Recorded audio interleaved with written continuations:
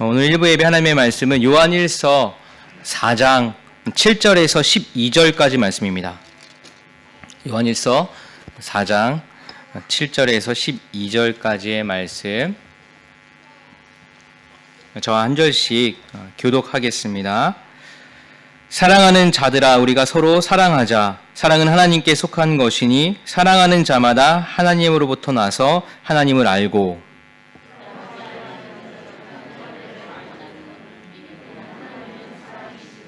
하나님의 사랑이 우리에게 이렇게 나타난 바 되었으니 하나님이 자기의 독생자를 세상에 보내심은 그로 말미암아 우리를 살리려 하심이라.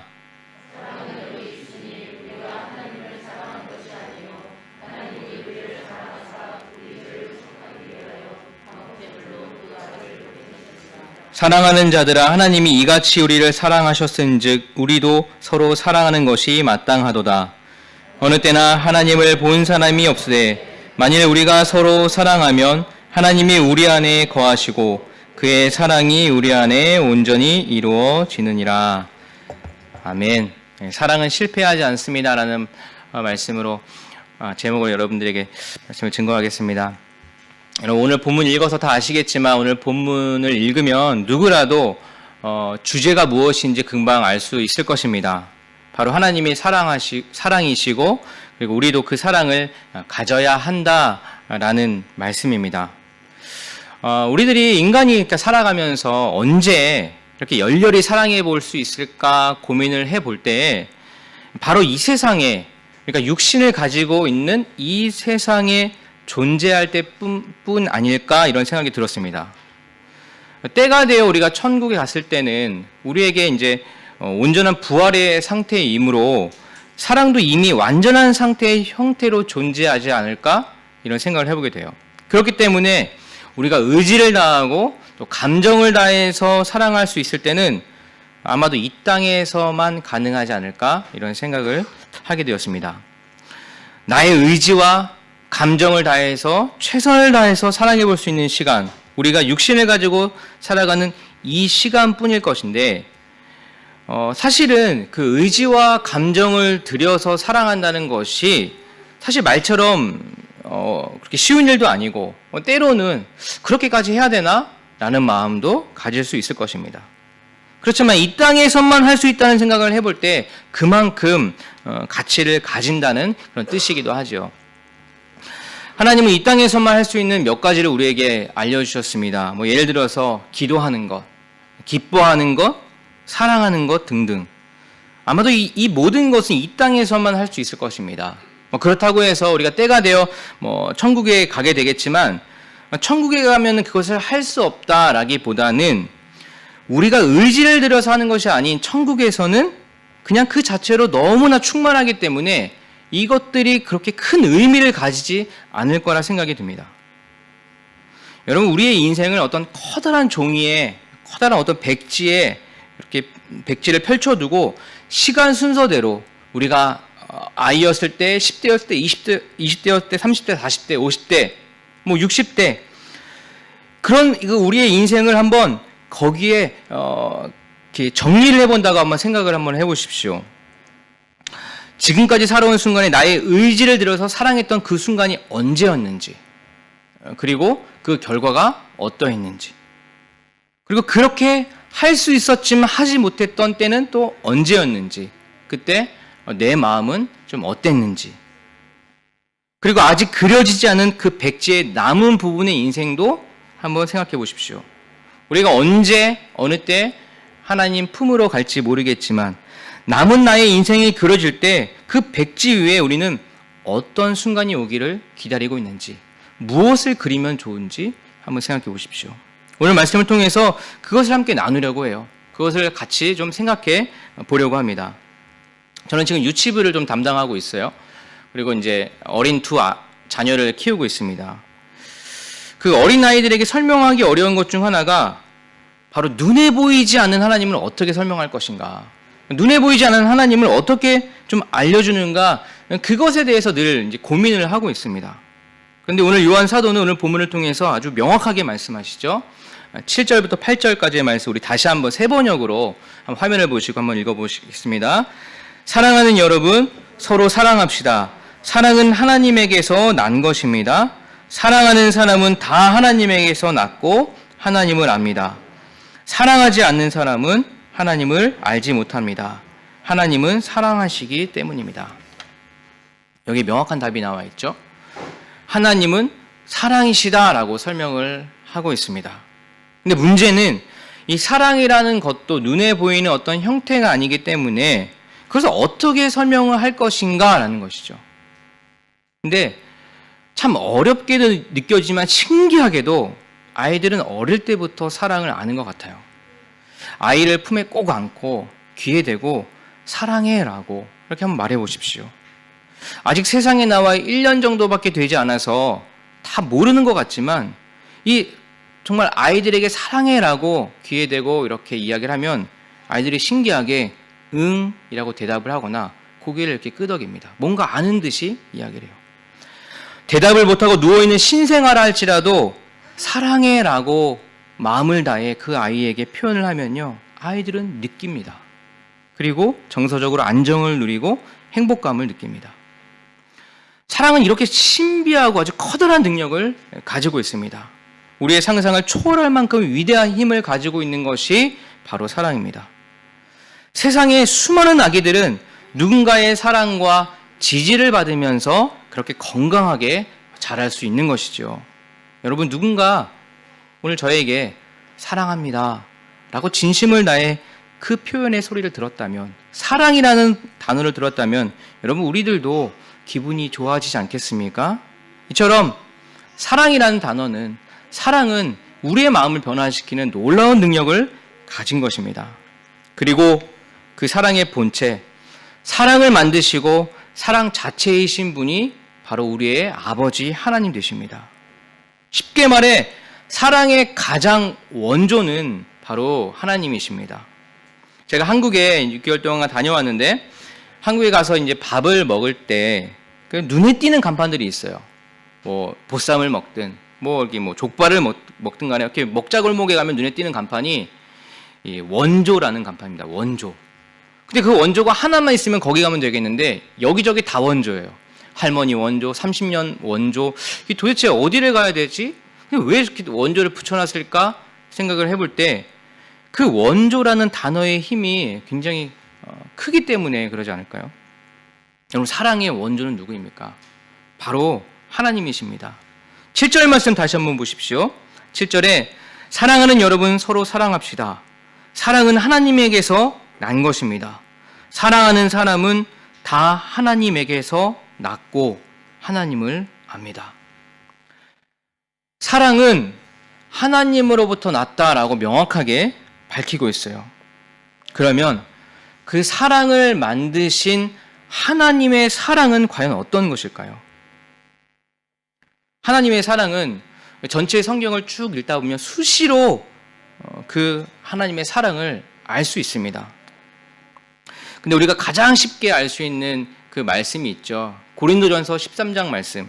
바로 사랑에 대해서 이렇게 표현하고 있는데 거기서는 오래 참는 사람, 하나님의 사랑은 오래 참고 또 온유하고 시기하지 않고 자랑하지 않고 교만하지 않고 무례히 행하지 않는 것, 자기의 유익을 구하지 않는 것, 성내지 않는 것, 악한 것을 생각지 않는 것, 이것이 바로 하나님의 사랑이다.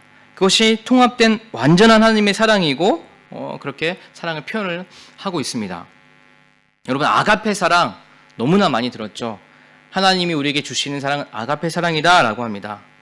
아가페 사랑은 이 절대자가 피조물인, 한낱 피조물인 우리를 아무 조건 없이 그리고 무한대로 영원히 사랑하시는 말을 표현할 때 우리는 아가페 사랑이다라고 표현을 하죠. 하나님의 사랑은 아가페 사랑입니다. 그런데 그 아가페 사랑에 대해서 너무나 많이 들어왔지만 여러분, 그 아가페 사랑의 실제가 무엇인지, 그 어느 정도 수준인지 여러분 혹시 감이 오십니까? 우리 인간은 사랑의 수준이 하나님과의 수준과는 너무나 크게 차이가 나서 사실 하나님의 사랑을 많이 들어왔지만 그것이 어느 정도인지 잘 상상이 안 됩니다. 잘 체감이 안 됩니다. 아가페 사랑 받고 있다고 말해도 잘 느껴지지가 않을 때가 있어요. 도저히 상상할 수 없는 완벽한 최고급의 사랑을 받고 있다라고 이야기를 해도 우리가 그 사랑을 받고 있나? 때로는 그렇게 느껴질 때도 있다는 것입니다. 왜 그럴까요? 바로 우리의 사랑의 수준이 너무나 낮기 때문이에요. 부모가 아이를 키우면서 매일매일 사랑하고 사랑한다 고백하고 먹이고 재우고 똥 싼 거 치우고 씻기고 뽀뽀하고 안아주고 놀아주고 수시로 그 사랑을 부어줍니다. 근데 때로는 아이가 놀다가도 가위를 짚거나 날카로운 무언가를 짚거나 칼을 짚거나 할 때는 그걸 뺐죠. 다칠까봐. 근데 그것도 사랑하기 때문에 다칠까봐 하는 부모의 행동입니다. 근데 그 가위 뺏기고 그 뭔가 못을 뺏기고 칼을 뺏긴 아이들 어떡합니까? 그냥 웁니다. 서운해합니다. 왜 그렇습니까? 부모의 사랑의 폭을 다 이해하지 못하기 때문이죠. 아이의 사랑의 수준이 너무나 낮기 때문입니다. 아이의 사랑의 수준은 그저 엄마 아빠한테 와서 안고 그렇게 그냥 뽀뽀하는 그 정도의 수준이 아이의 사랑이라고 할 수 있어요. 본문에서는 9절 말씀에 하나님 사랑의 핵심을 기록하였어요. 우리 9절 말씀 한번 읽어볼까요? 읽어보겠습니다. 사랑은 이 사실에 있으니 곧 우리가 하나님을 사랑한 것이 9절 아닌가요?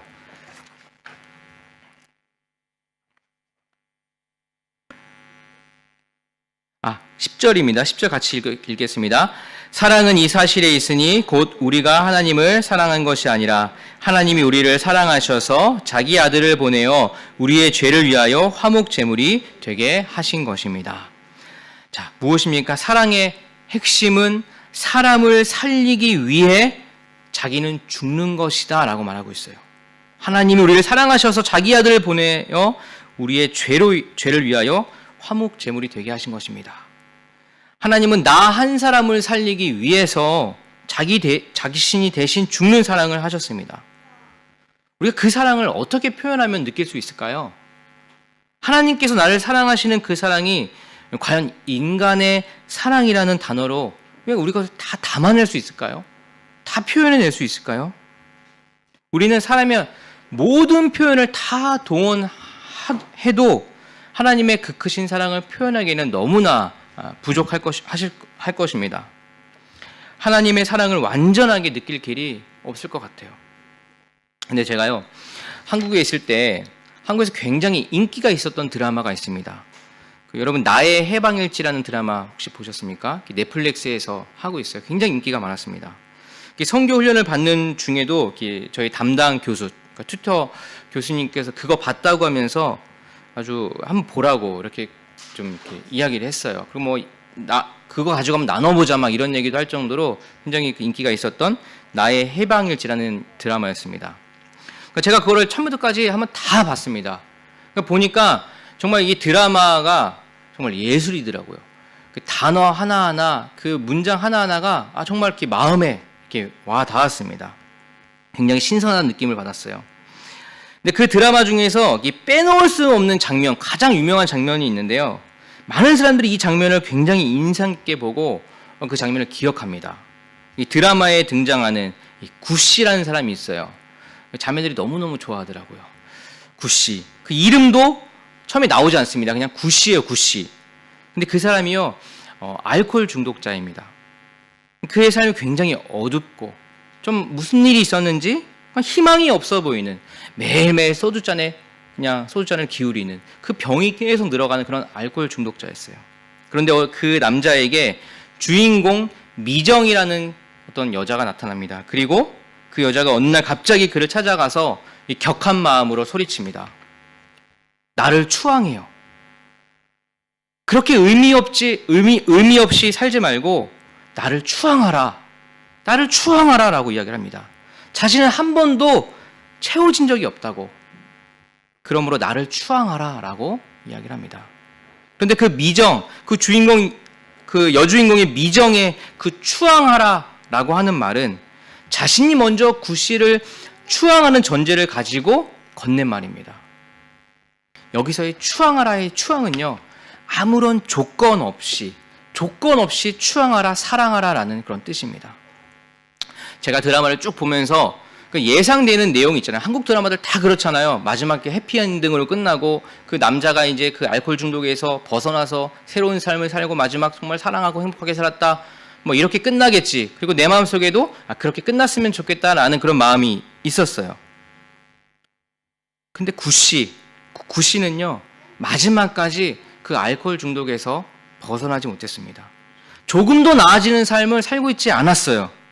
보통은 여러분들 여기에 우리 자매분들 많이 계시지만 계속해서 사랑하는 사람이 그 알코올 중독에서 아무리 사랑을 부어도 그 알코올 중독에서 그 어두운 삶에서 벗어나지 못한다면 좀 질만도 하지 않겠습니까? 그 사랑을 좀 멈출 만도 하지 않겠어요? 근데 그 미정이라는 여자는요 조금도 변함없이 그를 계속해서 지지해주고 오히려 그를 추앙합니다.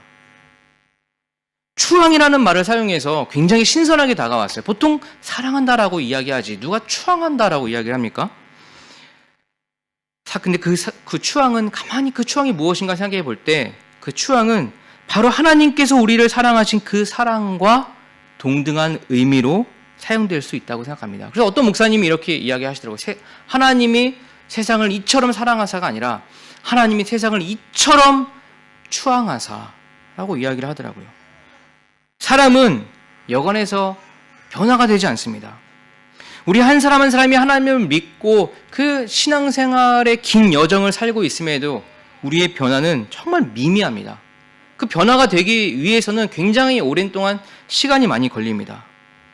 그러나 그 변화조차도 하나님께서 우리를 사랑해 주셨기에 하나님께서 우리를 추앙해 주셨기에 가능한 것 아닌가라는 생각이 듭니다. 하나님이 나를 살리시기 위해 그 죽으심으로 우리의 사랑을 보여주셨습니다. 하나님 사랑의 핵심은 나를 살리기 위해 죽으셨다는 것입니다. 거기에는 아무런 조건이 없었어요. 살리신다는 그 말 하나에도 많은 의미를 가질 것입니다. 나의 죄된 생각으로부터 살리시기 위해 성내기 좋아하고 또 쉽게 정죄해버리는 나의 습관들을 살리시기 위해 나의 사랑 없음으로부터 살리시기 위해 세속화된 나의 어떤 그 가치관으로부터 살리시기 위해 이러한 것들로부터 우리를 그리고 나를 살리시기 위해 하나님은 대신 죽으셨습니다. 그 죽음의 의미는 그냥 한 번 죽고 마는 것이 아닙니다. 한없이 인내하시고 기다리시고 또 반복되는 나의 죄된 모습을 고치고 또 고치기 위해 죽을 만큼 그 큰 고통을 감내하시면서 사랑하시는 그 사랑으로 지금도 우리를 여전히 사랑하고 계신 것입니다. 어떤 이는 이렇게 이야기할 수 있을 것 같아요. 하나님은 사랑이신데 하나님의 본질은 사랑인데 그 사랑하는 것이 뭐 그렇게 어렵겠나. 하나님 원래 사랑이신데.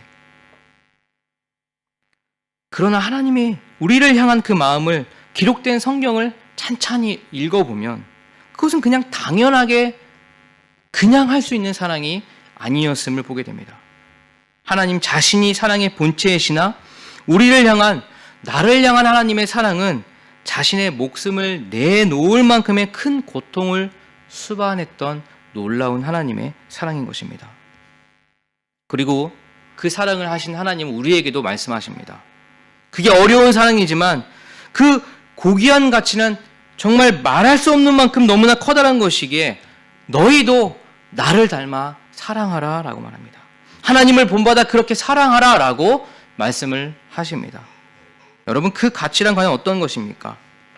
바로 그것은 하나님을 알게 되는 가치입니다. 요한일서 4장 12절 말씀 한번 보십시오. 지금까지 하나님을 본 사람은 없습니다. 그러나 우리가 서로 사랑하면 하나님이 우리 안에 계시고 또 하나님의 사랑이 우리 가운데서 완성된 것입니다. 우리가 하나님의 사랑을 본받아서 서로 사랑할 때 하나님은 우리 안에 이미 계시고 하나님의 사랑이 완성된다라고 말씀합니다.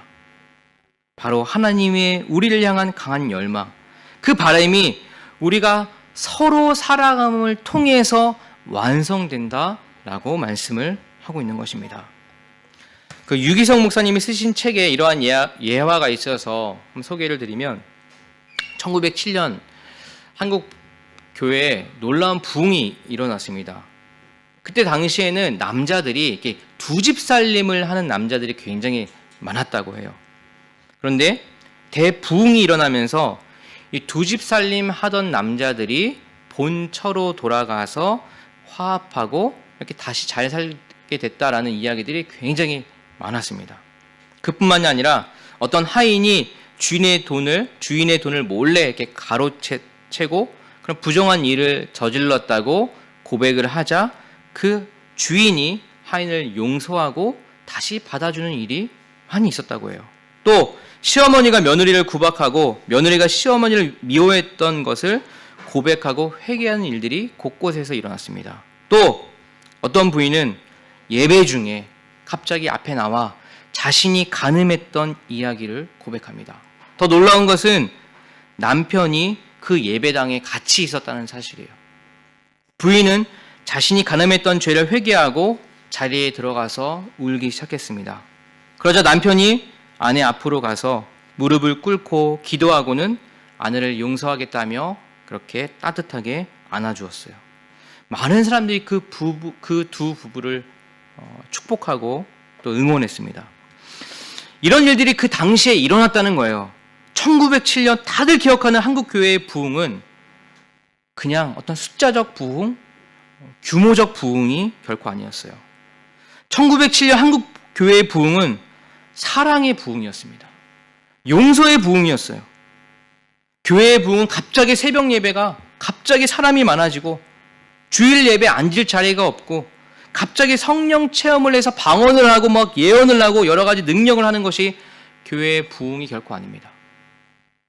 교회의 진짜 부흥은 사람이 사랑으로 변할 때 부흥이 찾아온 것입니다. 사랑의 소문이 났을 때 누구든 그 교회만 가면 정말 큰 나무 같아서 그 교회 가면 쉴 수 있다. 사랑받을 수 있다. 위로받을 수 있다라는 그런 소문이 났을 때 진짜 부흥이 찾아온 것입니다. 그렇다면 여러분 우리가 그것을 알았다면 그 사랑이 무엇인 줄 알았다면 여러분 우리가 해야 할 일이 무엇이겠습니까? 바로 각각 개인의 나의 사랑의 수준을 높이는 것입니다. 그 사랑을 더 깊게 내려보는 것입니다. 어린아이의 수준에 머물러 있지 않는 것입니다. 이제는 부모를 이해하고 그 부모의 마음을 헤아릴 줄 아는 장성한 자녀로서의 그 사랑하는 마음을 가져야 하는 것이죠. 그런 자에게 우리 주님은 약속의 말씀을 선물로 주셨습니다. 우리 12절 말씀을 다시 한번 읽어볼까요? 12절 말씀을 한번 소리내어서 한번 읽어보겠습니다. 지금까지 하나님을 본 사람은 없습니다. 그러나 우리가 서로 사랑하면 하나님이 우리 가운데 계시고 또 하나님의 사랑이 우리 가운데서 완성된 것입니다. 우리가 서로 성숙하게 사랑할 때 하나님이 우리 안에 계시고 우리는 그 하나님을 알고 하나님을 체험하게 된다는 것입니다. 그 완전한 하나님의 사랑이 보잘것없는 우리 안에서 우리가 서로 사랑할 때 완성된다라는 너무나 놀라운 말씀 아니겠습니까? 바로 하나님의 완전한 사랑을 어느새인가 우리도 닮아서 하나님과 같은 사랑을 할 수 있게 된다라는 것을 말합니다. 여러분 그런데 사랑을 하려고 할 때 무언가 이제는 마음을 다시 열고 사랑을 시작하려고 할 때 여러분 방해되는 것이 무엇입니까?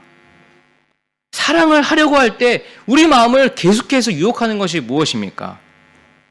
바로 두 가지 마음일 것입니다. 첫 번째는 사랑하고자 하는 마음, 측은히 여기는 마음, 뒷모습만 봐도 그냥 좀 불쌍해 보이는 그런 마음, 용서해주고 싶은 마음, 이해해주고 싶은 마음, 그 한 가지 마음과 또 한 가지 마음은 무관심하고 미워하고 이해가 안 되고 납득이 안 되고 도저히 받아들이기 어려운 그 두 마음 때문에 여러분 우리가 온전히 사랑하기가 어렵지 않으십니까? 저도 마찬가지예요. 저도 하나님이 주신 직분 목사이지만 저도 목사이기 전에 연약한 인간이기 때문에 저에게도 부끄럽지만 늘 두 가지 마음이 존재합니다. 그때마다 매번 하나님께 구할 수밖에 없어요. 주님, 무엇이 하나님의 마음인지 주님, 알 수 있습니다.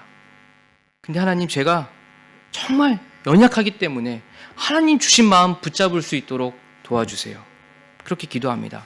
여러분, 하나님의 마음을 알 수 있는 방법이 어려울 것 같지만 사실은 그렇게 어렵지 않습니다.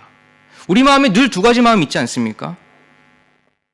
측은히 여기고, 사랑하려고 하고, 이해하려고 하고, 받아들이는 마음. 또 한 가지 마음은 여전히 이해가 안 되고, 여전히 납득이 안 되고, 그러다 보니까 미워하는 마음 생기게 되고, 여전히 두 마음이 싸우고 있습니다. 그러나 하나님 주신 마음이 바로 그 마음이기 때문에, 그거 우리가 조금 생각하면 확실히 알 수 있기 때문에 그거 붙잡으려고 할 때, 그것이 하나님 주신 마음이라고 생각하고 그것들 선택하려고 할 때, 여러분, 정말 놀라운 일들이 생깁니다. 하나님은 정말 놀랍게 그 마음을 붙잡으려 할 때, 그 마음 붙잡기 물론 어렵지만 그 마음 선택하여 그 마음 내 마음 되려고 할 때 하나님은 나의 마음의 상태를 바꿔주십니다. 또다시 사랑할 수 있는 마음을 허락해 주신다는 것입니다. 이것이 몸에 익힌 습관처럼 계속해서 반복하다 보면 우리의 사랑의 실력은 어느새 한층 더, 한 단계 더 높아져 있는 것을, 성장해 있는 것을 보게 될 것입니다. 매번 나를 좀 봐주세요. 좀 나를 좀 이해해 주세요. 나에게 관심을 가져주세요 하던 그런 어린아이 같은 사랑이 아니라 이제는 좀 장성해서 많은 새들이, 우리 집 이렇게 보면 맨션에 그 밑에 보면 공원이 있는데 그 큰 나무가 있는데 거기에 정말 수많은 새들이 와서 거기에 머뭅니다. 아침에 그 새벽기도 가면요, 얼마나 새들이 많은지 그 밑에 똥이 정말 너무너무 많더라고요. 근데 저는 그 모습 보면서 막 은혜 받습니다. 야, 저런 나무가 되면 정말 좋겠다. 아무것도 고민 없이 그냥 와서 새들이 거기서 머물고 그냥 똥 싸고 거기서 쉬고 그냥 가도 저런 나무가 되면 얼마나 좋을까. 우리 교회가 누구라도 와서 그렇게 그냥 쉬다 가면 얼마나 좋을까. 우리 목장이, 우리 자치회가, 우리 모임이 그런 사람이 누구라도 와서 그냥 쉬고 가면 얼마나 좋을까. 그런 사랑이 되면 얼마나 좋을까. 그런 포근한 나무가 되면 얼마나 좋을까. 그런 날을 기대하면서 그런 날을 소망하고 있습니다. 그리고 그런 사람은, 그런 놀라운 사랑을 가진 사람은 아마도 다른 어떤 사람보다 하나님을 더 많이 체험하게 될 것이고 하나님의 더 큰 사랑을 더 많이 누리는 사람이 될 것입니다. 여러분, 우리는 또 사랑하고자 할 때 어떻게 해야 될까요? 사랑하는 것에는 여러 가지 대가가 필요하다는 것을 우리는 알 수 있습니다. 왜냐하면 사랑의 본체이신 하나님께서 그런 희생을 치르셨기 때문입니다. 말을 바꿔 말하면 누군가 사랑하라고 할 때는 여러분 세심하게 돌보고 관심을 가져야 합니다. 하나님의 사랑의 핵심이 누군가를 살리기 위해 자신이 죽으셨던 것처럼 어떻게든 누군가를 살리기 위한 그 마음을 가지고 우린 그렇게 말하고 행동해야 할 것입니다. 그것이 사랑인 것이죠.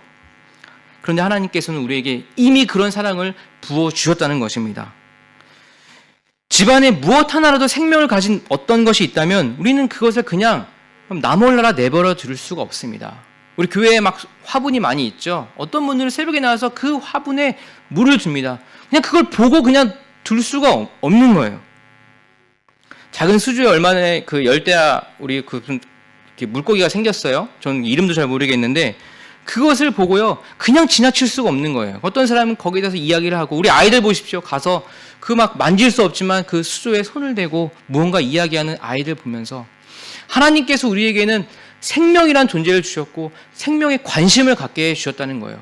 하나님이 우리에게 기본적으로 사랑과 관심이라는 그 마음을 우리에게 이미 주셨다는 것입니다. 저희 집에 얼마 전에요 두 아이 외에 어떤 생명체가 살기 시작했어요. 정말 두 아이 키우는 것도 너무너무 힘들어요. 그런데 어떤 생명체가 생겼어요. 남자아이들 자주 키우는 그 크와가타라는 사슴벌레가 우리 집에 들어왔습니다. 큰애가 키우겠다고 해서 그렇게 데려왔는데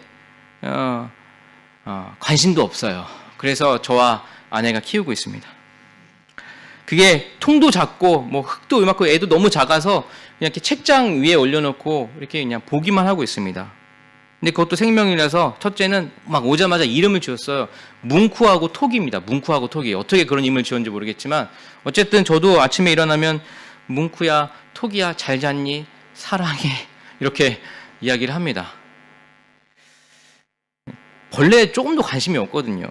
근데 생명이 있으니까 매일매일 그 물을 뿌려줘야 된대요. 그 흙이 좀 건조해지지 않도록 물을 뿌려줘야 되고, 그 이제 젤리를 먹는데 젤리도 뭐 일주일에 한 번씩 갈아줘야 되고, 그래서 뭐 어쨌든 별로 관심도 없지만 살아있는 생명이기 때문에 살려야 하기 때문에 매일매일 그 분무기로 물도 뿌려주고 먹이도 줍니다.